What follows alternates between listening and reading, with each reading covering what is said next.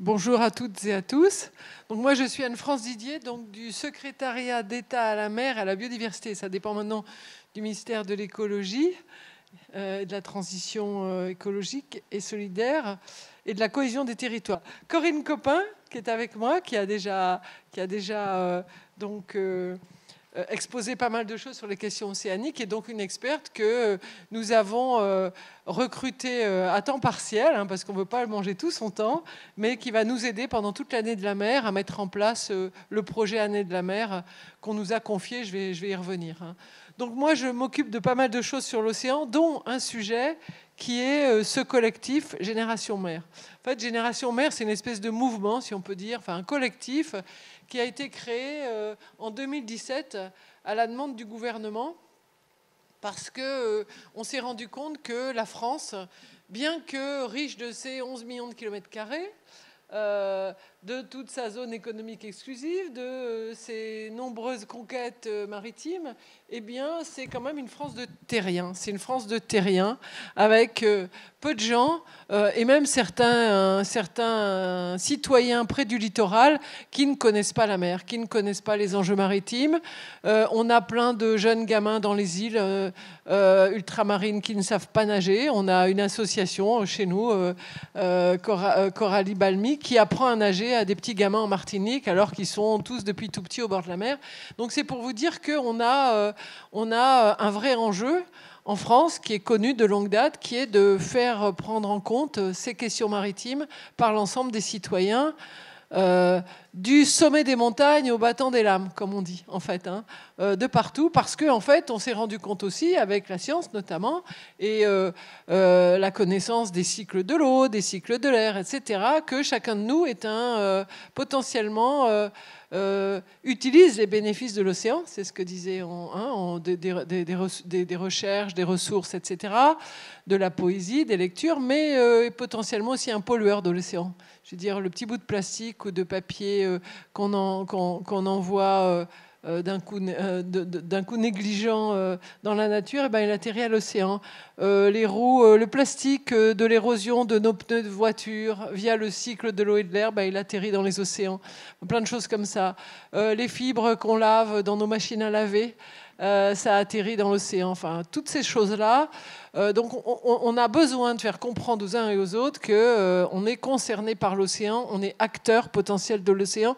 Et donc, et comme vous êtes tous maintenant un peu au courant, parce qu'on en parle de plus en plus, des enjeux et des défis à relever, que ce soit climatiques, soit questions de pollution liées au plastique, qu'il soit des questions de sécurité alimentaire, dont parle le GIEC, avec la réduction des ressources, la surpêche, etc. On a un enjeu majeur sur la question de l'océan. Et il faut absolument que les Français de 0 à 120 ans soient conscients de ça et agissent. Donc c'est un petit peu ça pour ça qu'on est là. Et c'est pour ça qu'on nous a demandé de construire une action qui a été validée en comité interministériel de la mer qui s'appelait Génération Mer. Débrouillez-vous avec ça. Voilà, on m'a dit ça. Débrouillez-vous avec ça. Vous devez faire un truc qui s'appelle Génération Mer. Alors j'avais la chance à l'époque d'être avec Catherine Chabot, que certains connaissent sans doute, qui est une grande navigatrice, qui a été journaliste à l'ASA, qui est maintenant... qui a été au Césaire, qui a fait un très beau rapport aussi, qui a coordonné un beau rapport sur la question océanique, de sciences aussi, et qui est maintenant député européen, que je salue, si jamais un jour elle entend parler de cette journée. En fait, avec Catherine Chabot, on a monté une première journée de lancement de cette opération Génération Mer, dans laquelle on a fait venir plein de gens. Des artistes, des photographes, les Glénans, ceux qui font la formation sur les bateaux à deux voiles, des fédérations sportives, des musées océaniques, des ONG, Surfrider, la Maison des Océans, Corinne était là, la Fondation de la mer, j'en oublie plein. Tous ceux qui, de près ou de loin, s'étaient déjà plus ou moins engagés pour l'océan, avaient envie de faire des choses, avaient une forme de sensibilité à cette question-là, et pouvaient aussi, par leur modalité d'action, sensibiliser d'autres personnes. Il y avait même Ciné Salé, je me souviens, une dame qui avait collectionné les films sur la mer, etc.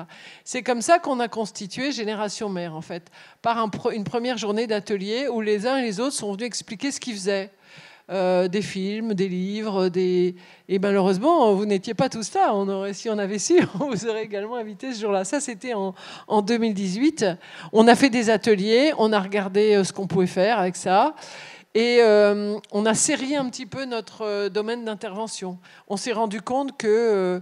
on a fait donc des ateliers où il est apparu qu'il fallait éduquer tous les jeunes, les gamins, dans les cycles scolaires, le grand public, et aussi parler des métiers de la mer. Bon, il se trouve que les métiers de la mer, c'était déjà plus ou moins une cible du cluster maritime, qui est un réseau en fait d'acteurs plutôt économiques sur la mer. Donc on a dit bon bah ok, on laisse ça au cluster maritime.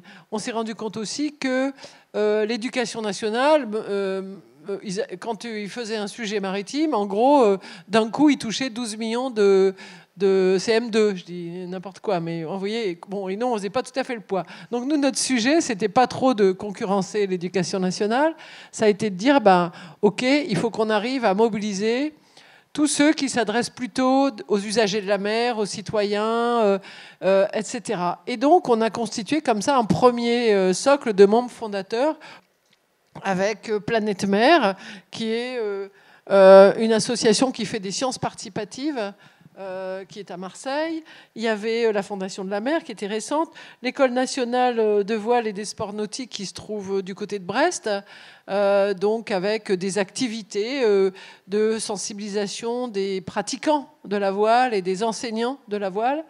Chorale Guardienne, qui est une association qui s'occupe beaucoup des coraux, parce qu'on voulait aussi qu'il y ait des acteurs de l'outre-mer sur des sujets maritimes, les clusters maritimes français, les CPIE. Je ne sais pas si vous connaissez les CPIE, c'est quelque chose qui existe de longue date, ce sont des ONG qui travaillent sur l'environnement, qui ont été créés à l'époque avec le soutien des ministères, notamment du ministère de l'Environnement.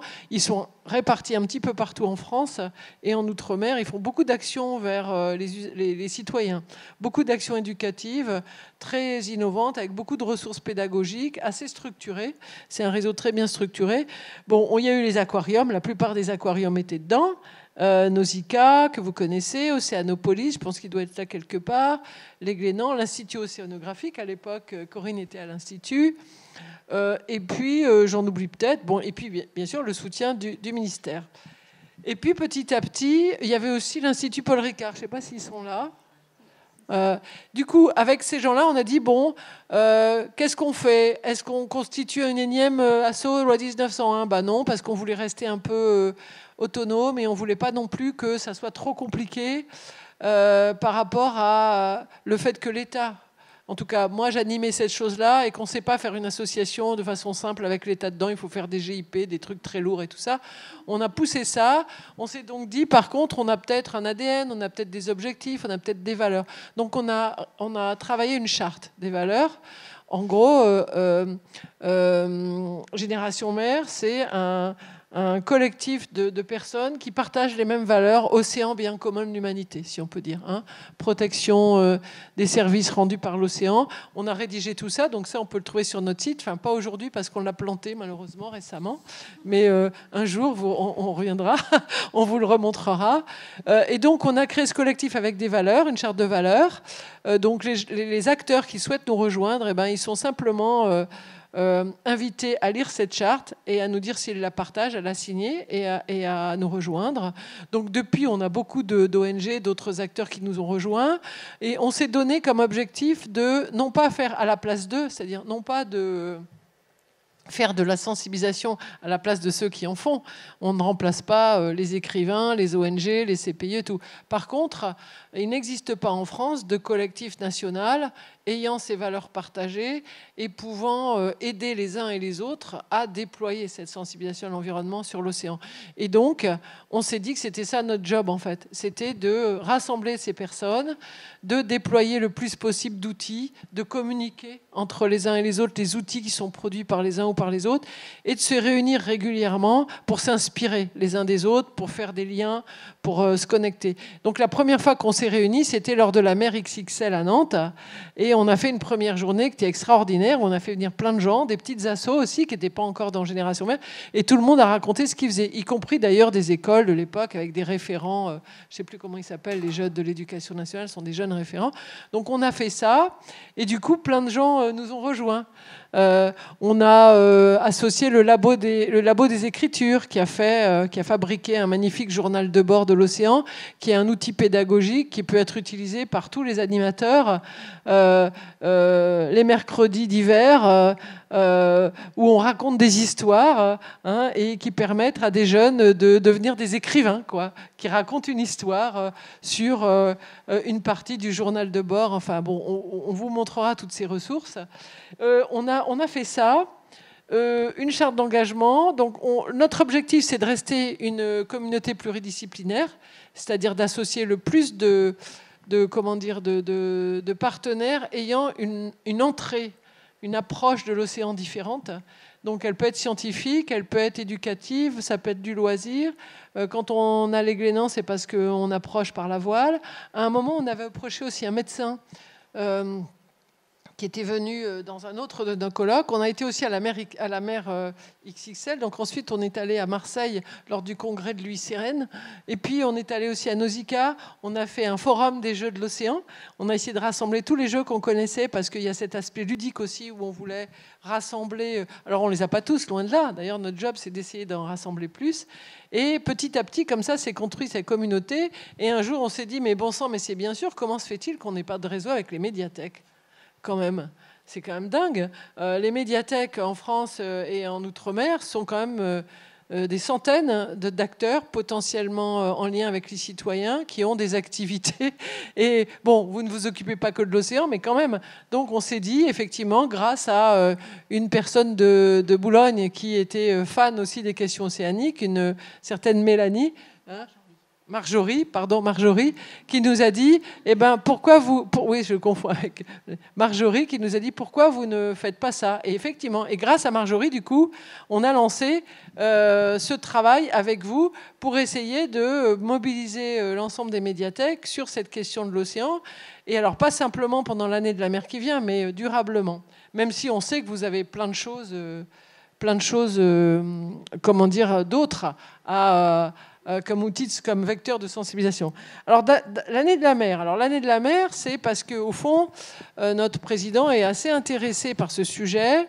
Je pense qu'il a compris les enjeux. Il était déjà à Lisbonne en 2022 lors de la conférence internationale de l'océan. Je crois que c'est un des seuls présidents qui était là, d'ailleurs. Et il avait fait à Brest aussi, certains ont peut-être suivi ça, One Ocean Summit, un premier sommet sur l'océan. Et donc... la France a été, candidate et validée par les Nations Unies pour accueillir la prochaine conférence mondiale sur l'océan à Nice en 2025. Donc c'est un congrès international, il va être très important. Et donc l'idée, c'est de dire il faut que on se contente pas d'accueillir une conférence internationale, on va essayer d'être exemplaire aussi.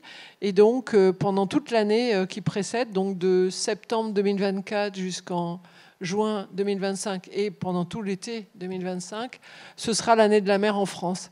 Et donc, pendant cette année de la mer, on va essayer de tout maritimiser, tout transformer en bleu. Donc, les journées scientifiques vont être sur le thème de l'océan. La nuit du livre, je crois que c'est en janvier, ce sera sur l'océan. Les journées européennes sont sur l'océan. Les journées du patrimoine sont sur l'océan, etc., etc. Donc, il y a un chargé de mission qui s'appelle Guillaume Thiriot, qui est en charge de tout ça, qui parcourt en ce moment toute la France et métropole, enfin métropolitaine et outre-mer, je veux dire, pour essayer de... déployer ça, que les régions, les départements, les villes, les acteurs se maritimisent cette année-là dans tous leurs événements, si on peut dire.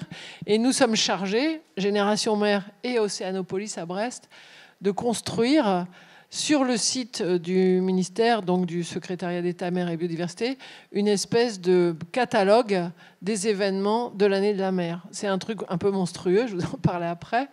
Mais donc, l'objectif, c'est bien de maritimiser les esprits, de faire parler de l'océan par tous les moyens, de faire connaître, de faire aimer, comme disait Christophe. Hein, faire aimer, c'est parce que on sait que on est des humains et que c'est la...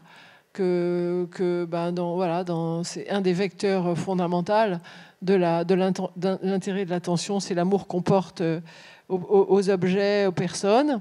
Et donc, toutes les thématiques sont mobilisées, éducation, sciences, culture, économie, innovation, sport, et donc, bien sûr, lecture, écriture, etc. Cinéma, tout ce qu'on peut imaginer. Donc, nous, on est identifiés comme réseau répertoriant des acteurs, œuvrant pour la sensibilisation à l'environnement marin. Donc, on est chargé de construire ce catalogue avec d'autres.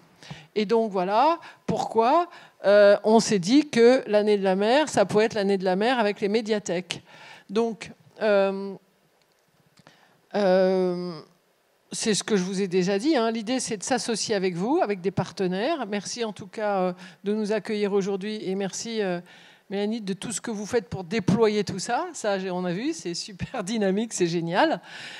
Donc, en fait, on a essayé de mobiliser les médiathèques et les bibliothèques sur un projet déjà concret qui est le prix littéraire Planète Bleue et puis sur des actions qu'on voudrait pérennes au-delà évidemment de l'année de la mer. L'idée, c'est pas juste de faire l'année de la mer et après, ciao, on s'occupe de l'espace. Il faudra s'occuper de l'espace, mais on veut quand même qu'on continue à s'occuper de la mer. Et donc, l'idée, c'est de construire avec vous un réseau, d'établir des liens pour pouvoir, de façon régulière, profiter de toutes les ressources et événements que vous allez déployer, mais aussi vous proposer des ressources et des événements qui peuvent vous intéresser, des activités, des actions, etc. Parce que c'est ce qu'on va faire dans le cadre de l'année de la mer. On va construire un catalogue et on espère qu'on pourra l'alimenter après, qui sera pérenne. Mais surtout, on s'est dit que c'était bien si on pouvait aussi mobiliser les acteurs sur un sujet qui est déjà connu des médiathèques, qui est une activité autour du prix littéraire Planète Bleue. Alors, prix littéraire Planète Bleue, c'est en fait quelque chose qui a été lancé et répété plusieurs années avant le Covid, une dizaine d'années, par Nausicaa, qui est un centre national de la mer qui se trouve à Boulogne, que certains doivent connaître, hein, qui est un aquarium aussi, et puis le Cadran, qui est le réseau des bibliothèques de Boulogne-sur-Mer. Voilà. Et donc, ces deux entités, en fait, ont expérimenté la remise du prix littéraire Planète Bleue. Donc, l'idée, c'était de faire connaître et de récompenser des créations littéraires portant un message sur l'océan, un message de sensibilisation, un message d'amour, un message d'intérêt. Et donc, ils ont créé ce prix littéraire. Et donc, l'idée, c'était... Donc ça peut bouger, on peut le faire bouger. Là, je vous raconte ce qui a été fait, hein, et à partir de quoi, du socle qui a été fait pour construire le prix national qu'on veut faire. Donc c'était un prix régional, mais avec une mobilisation nationale des écoles, en fait, hein, pour les scolaires. Donc l'idée, c'était de sélectionner 3 types d'ouvrages, des ouvrages adultes, des ouvrages familles et des ouvrages scolaires. Donc les scolaires, c'est cycle 3 et 4. Alors je ne sais plus ce que c'est les collèges ou c'est les CM2, je ne sais plus. CM2 6e, voilà. Voilà, CM2 6e dans le langage des cibles scolaires. Et donc un jury de lecteurs volontaires a été constitué avec une forte proportion de scolaires. Et donc dans la dernière année, je crois que c'était en 2021, ils ont réussi quand même à mobiliser 61 établissements, dont un établissement à Mayotte qui a, je pense, été primé, il me semble. Hein. Voilà. Et donc, on s'est dit que c'était important pendant cette année donc, de la mer d'organiser une mobilisation citoyenne autour des livres. La France est quand même un pays où on lit encore beaucoup. On produit énormément de livres qui sont quand même, on est un peu soutenu avec le prix du livre, etc.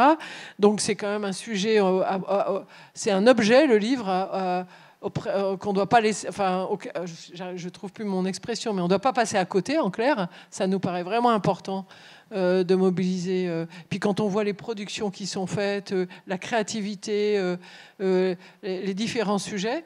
Donc on voudrait, en fait, donc on a un projet qu'on travaille avec Nausicaa, pour lequel on a déjà mobilisé un certain nombre de médiathèques et de bibliothèques en B2B et puis dans une première réunion où on a essayé de voir comment construire un projet prix littéraire Planète Bleue sur l'ensemble de la France, avec l'appui, donc avec une tête de pont qui serait Nausicaa et donc qui serait le maître d'ouvrage, si on peut dire, hein, Nausicaa et le cadran, mais en mobilisant une vingtaine de médiathèques ou de bibliothèques partenaires qui voudraient bien participer à cet événement pour lui donner une ampleur vraiment nationale. Donc ça, c'est notre projet. On a déjà fait 1 ou 2 réunions sur ce projet. On va sortir bientôt un cahier des charges, si on peut dire, hein, qu'on peut partager.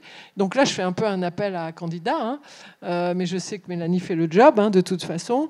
Et puis, on est en train de voir si on garde le même format adulte, famille, scolaire, ou bien si on peut élargir, si on peut avoir des prix... pourquoi pas policier thriller, moi ça me plaît beaucoup, j'adore ça. Si on peut trouver aussi à embarquer des éditeurs, bien sûr, ça c'est un petit clin d'œil, appuyé. Voilà, sans qu'on le voit trop. Et puis donc on va essayer d'obtenir des fonds aussi du ministère dans le cadre du film, ou des fonds que Guillaume Thiriot pourrait avoir sur l'année de la mer. Et bien sûr, on s'est engagé auprès de toutes les médiathèques et bibliothèques concernées à envoyer, à prendre en charge, bien sûr, l'envoi de tous les livres qui vont servir au jury que les uns et les autres vont constituer, pour les scolaires, etc. Puisqu'il y a un jury qui sélectionne les livres, mais ensuite il y a, si j'ai bien compris, tout un panel de jeunes qui donnent des avis, et les médiathèques qui organisent aussi leur propre jury, leur propre vote, etc. Donc il faut qu'on fournisse les livres, il faut qu'on les envoie, il faut que les bibliothèques puissent organiser ces moments avec les citoyens, les scolaires et tout ça. Voilà. Donc ça, c'est le prix Planète Bleue.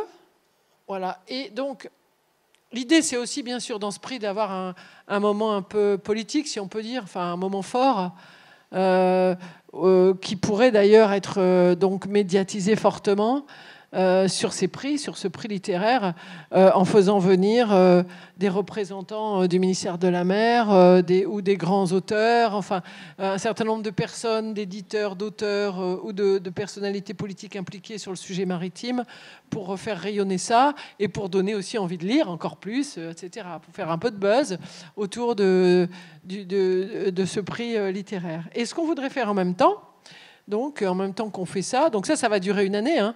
Ça démarre dès qu'on a lancé le projet, ça démarre prochainement, là, au printemps, pour durer tout le temps que ça se fasse, les sélections, etc., pour avoir un événement fort au mois de juin 2025, pendant la semaine de la mer, juste avant, juste après. Enfin, on va trouver la bonne date où on peut faire un maximum de buzz autour de ce prix littéraire. Et puis, ce qu'on voudrait faire en même temps, c'est les étoiles bleues. Ça, c'est Corinne qui a trouvé ce joli petit nom.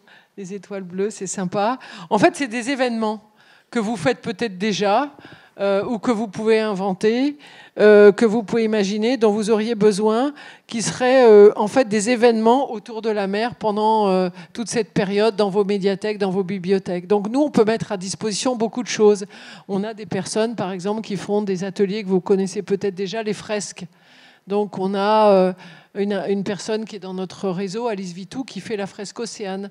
On va essayer de faire en sorte qu'elle puisse venir faire des fresques Océane avec ses collègues qui sont sur le territoire déjà, puisqu'il y a toute cette association, elle a disséminé beaucoup d'acteurs qui savent déployer la fresque Océane, qui peuvent venir le faire. On va essayer de faire en sorte qu'ils puissent venir gratuitement le faire dans les médiathèques qu'ils souhaiteraient. Océan Academy, qui sera au festival. Il y a peut-être d'autres idées que Corinne, tu peux en parler? Oui, non, mais l'idée, en fait, c'est de mobiliser les ressources que l'on connaît par rapport à vos besoins et de réussir finalement à, si vous voulez maritimiser les esprits, si vous voulez faire quelque chose sur l'océan, qu'on arrive à trouver quelque chose pour que vous y arrivez selon vos projets. C'est ça qu'on appelle co-construire finalement avec vous les projets. Voilà. Et donc, Océan Academy sera sur le festival Scientilivre ce week-end. Donc, on a dit qu'on vous le dirait. donc on vous le dit, et donc il fait partie de Génération Mère, et donc eux sont... Il y a beaucoup d'associations qui sont finalement sur tout le territoire, parce qu'en fait, ils travaillent avec des bénévoles, et donc ils peuvent se répartir et intervenir à des endroits qu'on n'imagine peut-être pas, et donc c'est important de savoir finalement qu'on peut les mobiliser à ces moments-là. Et on veut vous aider à les mobiliser, en fait. C'est à ça que va servir aussi le catalogue. En fait, nous, dans notre réseau, il y a tous les CPIE, par exemple, ils sont très actifs un peu partout sur le territoire. Mais il n'y a pas que, effectivement, il y a aussi beaucoup d'acteurs sur l'océan qui peuvent venir et que vous faites déjà plus ou moins intervenir. Hein. Ça peut être pour faire intervenir ceux que vous connaissez, ça peut être pour faire une nuit du livre sur l'océan, ça peut être des ateliers d'écriture, enfin tout ce que vous avez envie de faire, qui vous paraîtrait intéressant, des jeux.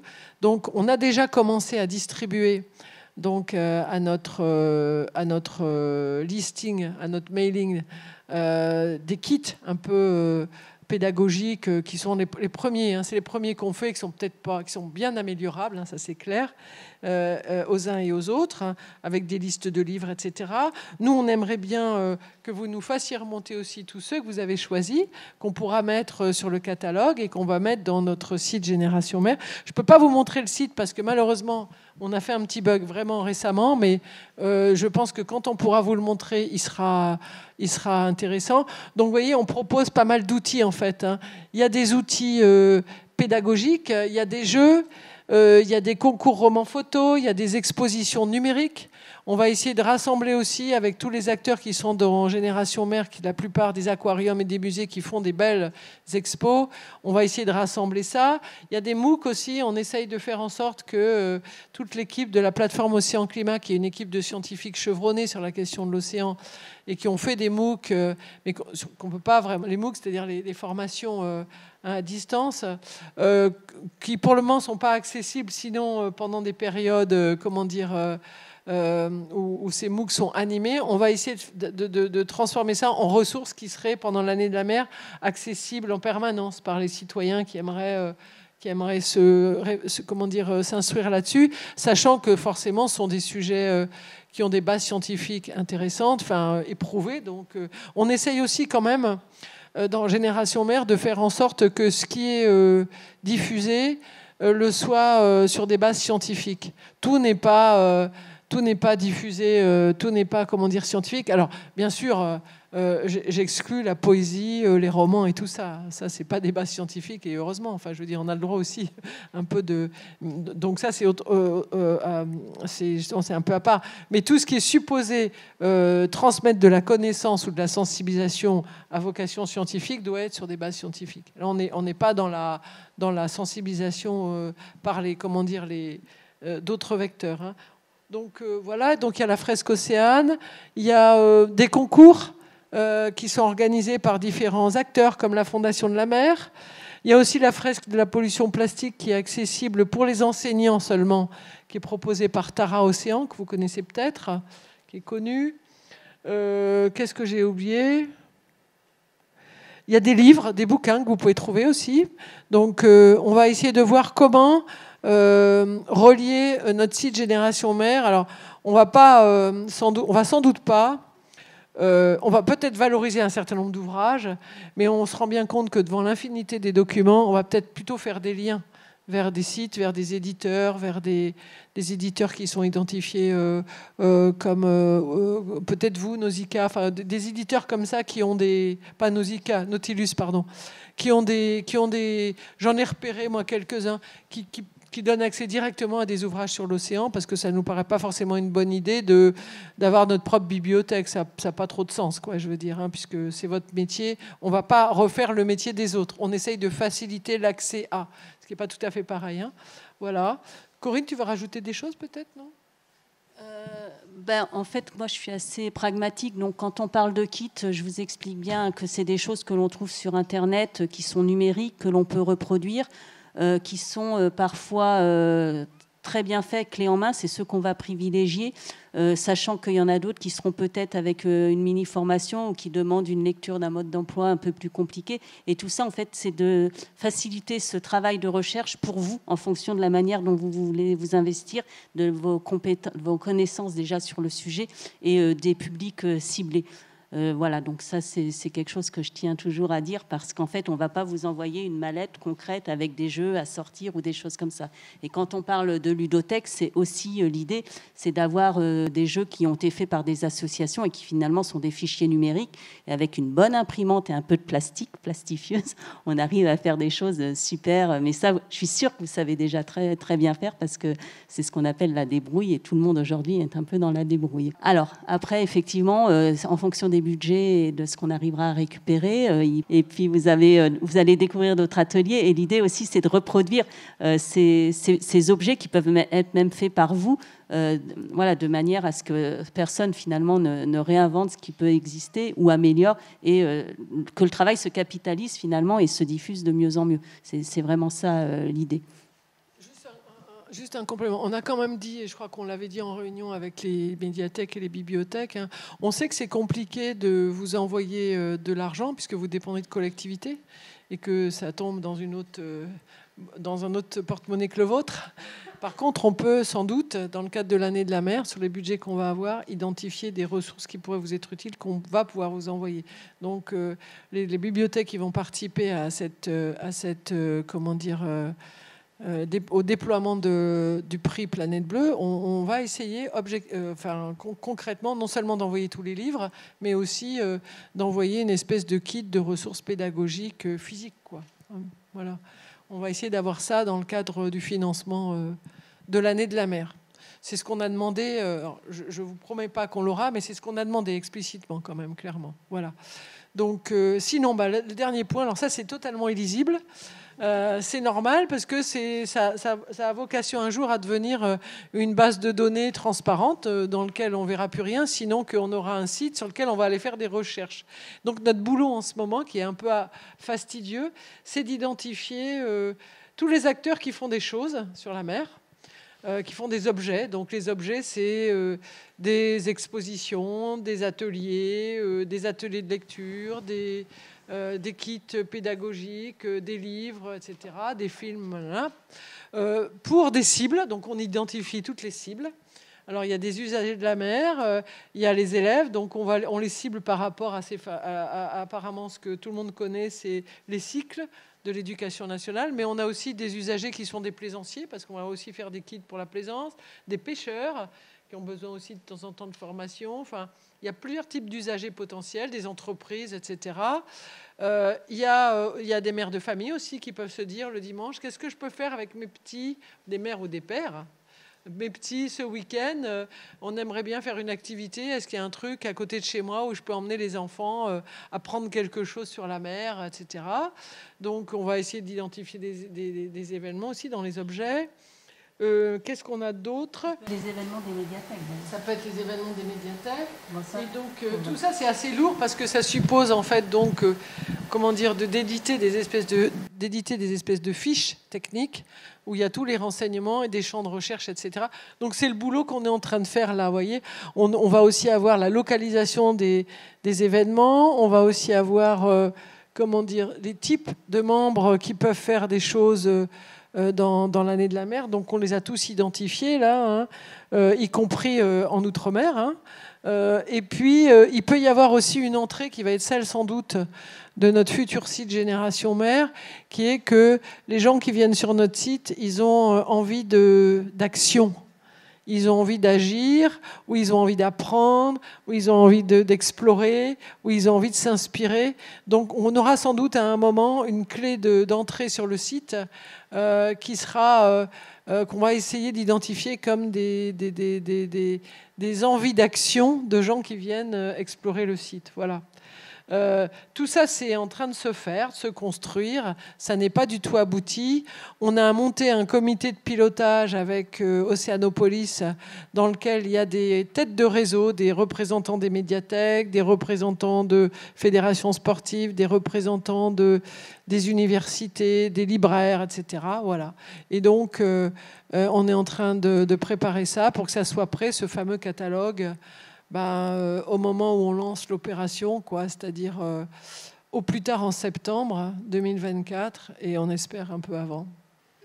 Dans l'attente du catalogue aussi, indépendamment de tout le travail des médiathèques, donc effectivement, Mélanie sera le relais, notez l'adresse par contre générationmère@gmail.com, comme ça pour des demandes plus personnalisées ou voilà, pour faire du B2B s'il y a besoin ou si vous avez... Voilà, on reste... Parce que tant qu'on n'a pas de site internet, ça va être compliqué pour vous de comprendre ce qu'on fait, ce qu'on a et tout ça. Mais on restera à votre écoute, évidemment. Alors, je ne suis pas une médiathèque, mais j'avais une question juste moi sur les partenaires. J'étais étonné juste que la Marine nationale ne soit pas partenaire. Parce qu'ils se sont impliqués dans la recherche maritime. Là, avec l'amiral, l'ancien chef d'état-major Prazuc, là, qui a fait embarquer des scientifiques sur tous les bateaux de la marine, enfin sur un paquet de bateaux de marine nationale. Voilà. Et les premiers à être tout le temps en mer, c'est quand même eux. Oui, alors peut-être que... Oui, c'est vrai qu'on ne les a pas explicitement mobilisés.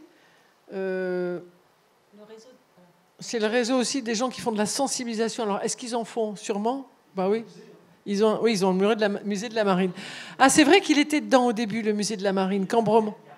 Oui, c'est vrai. Ils étaient dedans. Ils étaient dedans, et puis je ne sais pas pourquoi on ne les a pas... Mais vous avez raison, il faut qu'on les recontacte. En fait, attention, les logos qu'on a montrés, c'est les membres fondateurs, mais derrière, on a plus de 80 personnes. Hein. Donc, on a le musée de la Marine, enfin voilà, on a l'Institut de l'Océan avec l'amiral Prazuc, enfin, la plateforme Océan et Climat. Si, enfin, on les a. Si. On a leurs outils, en fait. On sait ce qu'ils font. Donc, en fait, ils seront dans les catalogues. Mais voilà. En fait, on a un annuaire de gens qui travaillent déjà à l'océan. On les a par la POC, en fait. Ouais. Oui, on les a par la POC. Moi, j'avais pas repéré qu'ils étaient dans les membres. Ils sont pas dans les membres fondateurs, ça c'est sûr. Mais à l'époque, ils étaient en plein. Le musée de la Marine était en pleine. Mais il y a 7 musées de la Marine. Oui, mais on les connaît. Oui. Mais celui de Paris, notamment, qu'on connaissait au secrétariat d'État à la mer, quoi. Quel lien vous faites avec la fête de la science? Eh bien, la fête de la science, ça va être un des événements de lancement de l'année de la mer, en fait. Nous, on est Génération Mer, donc on fait, on a surtout rassemblé des gens qui sont orientés mer, essentiellement mer. C'est ça notre collectif. Après, dans le cadre de l'année de la mer, on devient opérateur pour construire un catalogue d'événements auquel participent plein d'autres acteurs qui vont cibler leurs opérations de l'année sur sur la mer, dont la fête de la science, puisque Guillaume Thiriot, le chargé de projet, c'est lui surtout qui gère ça, a fait en sorte que soit bleui, entre guillemets, plein d'événements, dont la fête de la science. Ça démarre par ça, je crois, d'ailleurs, l'année de la mer. Voilà. Du coup, je rebondis sur cette intervention-là. En termes, dans les médiathèques, on est beaucoup à accueillir des événements dans le cadre d'événements nationaux, type partir en livre, les nuits de la lecture. Est-ce que vous savez, est-ce que quelqu'un sait si ils vont se coller à la thématique des océans cette année? Moi, je pense qu'au niveau national, le chargé de projet va faire en sorte que tout ce qui est possible le fasse. Après, il y en a qui ont déjà engagé leur thème. Je sais qu'on on a essayé de mobiliser, par exemple, c'était dans les Vosges, c'était ceux qui font le Congrès national de géographie, je sais plus. Bon, eux, ils avaient déjà choisi leur thème, mais la nuit du livre, je pense que c'est le nuit de la lecture, c'est sur l'océan, c'est en janvier, je crois, ça c'est fait. Et il y a plusieurs événements qui sont d'ores et déjà, qui ont déjà validé le fait qu'ils allaient choisir le thème de l'océan.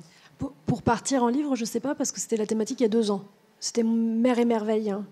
Mais du coup, il y a des ressources, il y a déjà une bibliographie très complète sur la mer. Il y a une chose qu'on n'a pas dite qui est très importante, c'est la Journée mondiale de l'océan. Je ne sais pas si vous la connaissez.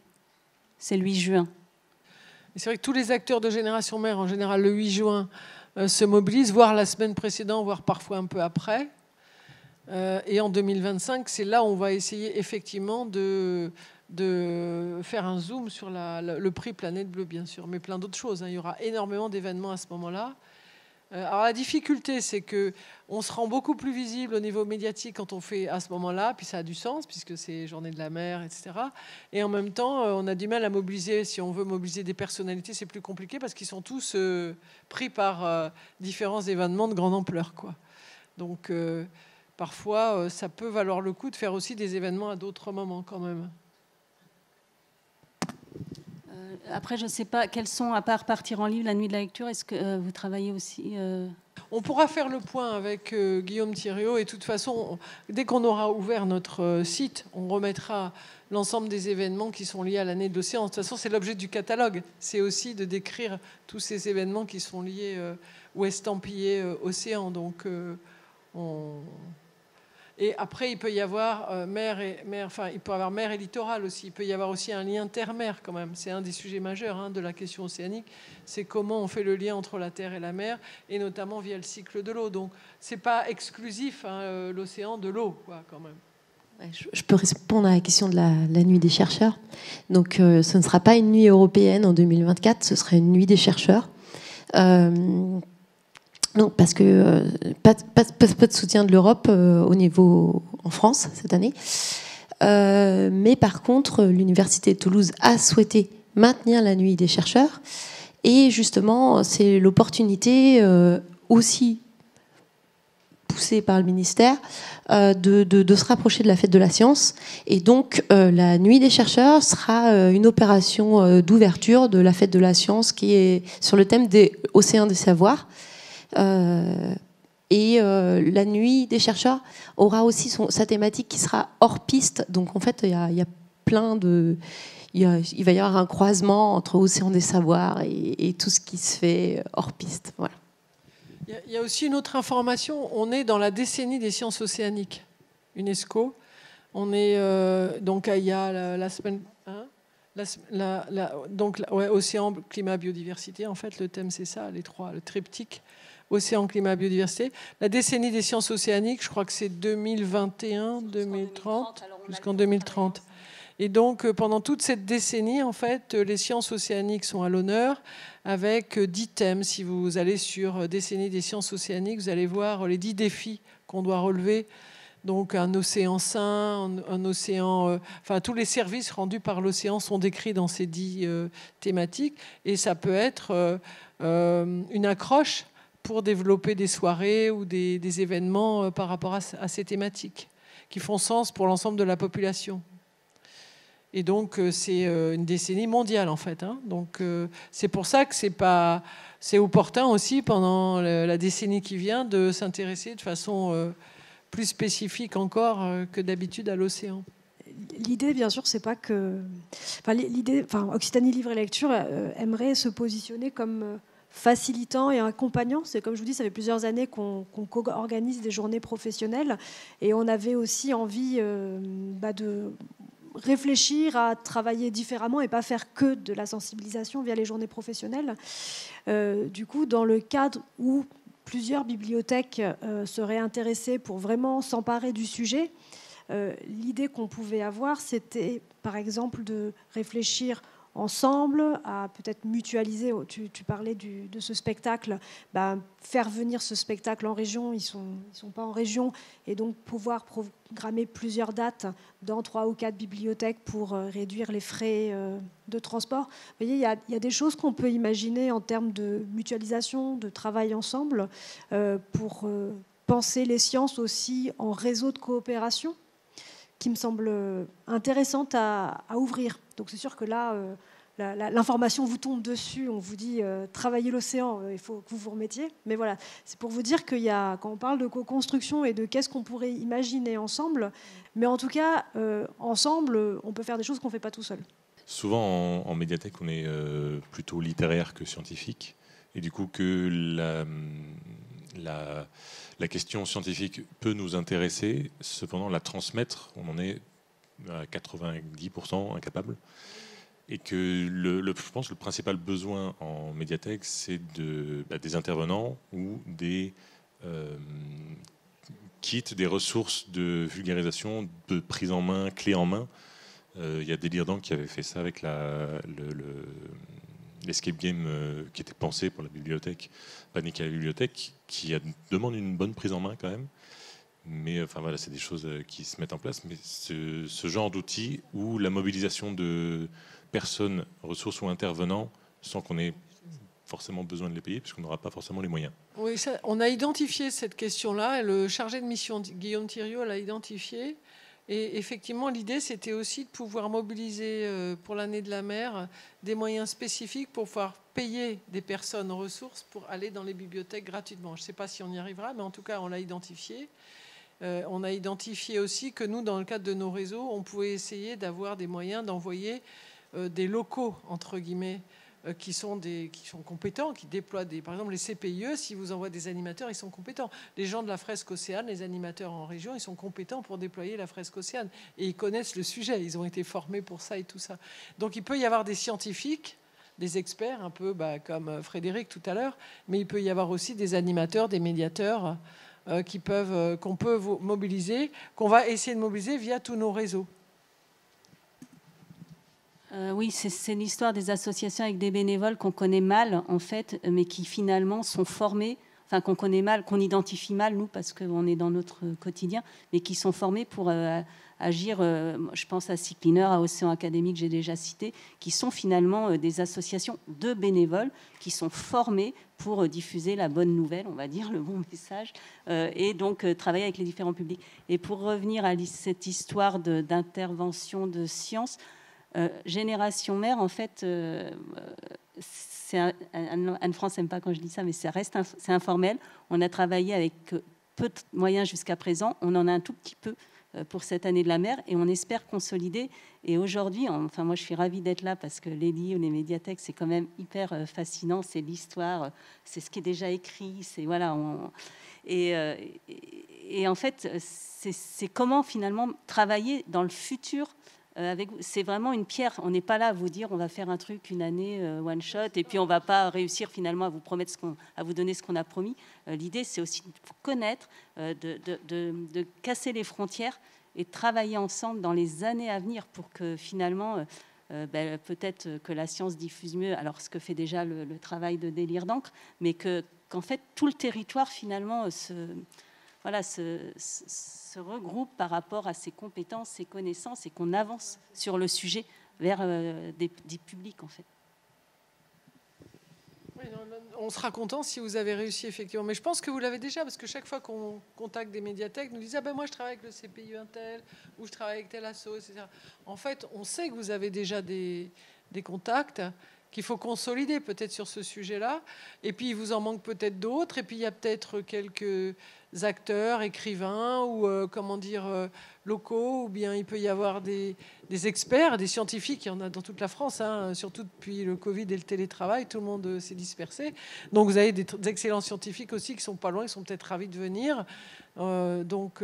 Et là, alors, il y a des tarifs, je crois, maintenant. Il y a des tarifs qui sont connus. Normalement, il doit y avoir une charte là-dessus. Donc, c'est un sujet qu'on doit creuser aussi avec Guillaume Thiriot parce qu'on sait que vous ne pouvez pas financer ça. On le sait, on a compris ça. Donc, on cherche comment on peut faire concrètement.